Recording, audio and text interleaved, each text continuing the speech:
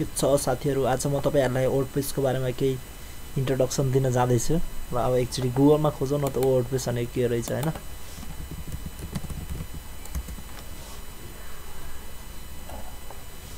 WordPress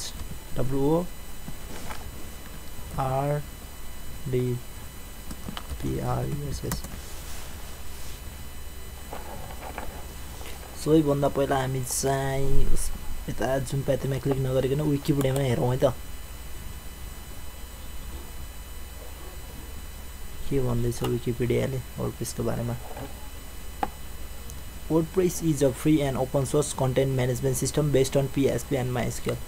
WordPress भनेको चाहिँ हैन फ्री के तपाईहरुले हैन फ्रीमा पाउनुहुन्छ हैन। ओपन सोर्स भने चाहिँ तपाईले त्यसको सोर्स कोडहरु चाहिँ फ्रीमा पाउनुहुन्छ कि। कन्टेन्ट म्यानेजमेन्ट सिस्टम भनेको चाहिँ अब कन्टेन्टहरु हुन्छ नि त्यो लेखेको आर्टिकलहरु त्यसलाई म्यानेज गर्ने एउटा सिस्टम हो के। यो चाहिँ अब PHP र MySQL मा बनेको रहेछ हैन। अनि features includes plugin architectures and template system. अब तपाईले हैन यसमा मेन फीचर भनेको चाहिँ प्लगइन र एउटा टेम्प्लेटको सिस्टम हो के। तपाईले आफ्नो वेबसाइटलाई चाहिँ एक्स्ट्रा फीचर दिन सक्नुहुन्छ प्लगइनबाट हैन।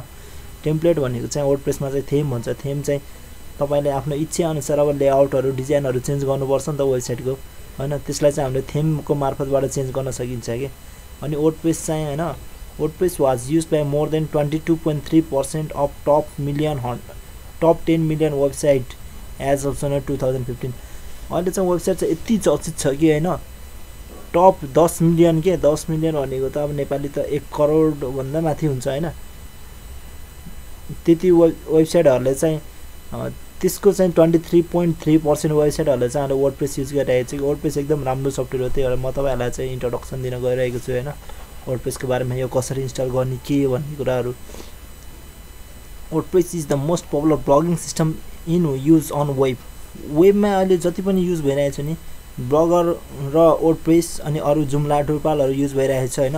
त्यो मध्येमा चाहिँ मेरो विचारमा चाहिँ वर्डप्रेस एकदम राम्रो हो कि। किनभने यो सर्च इन्जिन फ्रेन्डली पनि छ। सर्च इन्जिन भन्नाले अब गुगल बिङहरु तपाईहरुले याहूहरु पनि सर्च गर्नुहुन्छ नि त्यसको लागि चाहिँ अब तपाईले रिजल्ट माथि आउँछ नि अगाडि त्यस्तो अगाडि ल्याउनको लागि चाहिँ यो वर्डप्रेस चाहिँ एकदम हेल्पफुल छ के।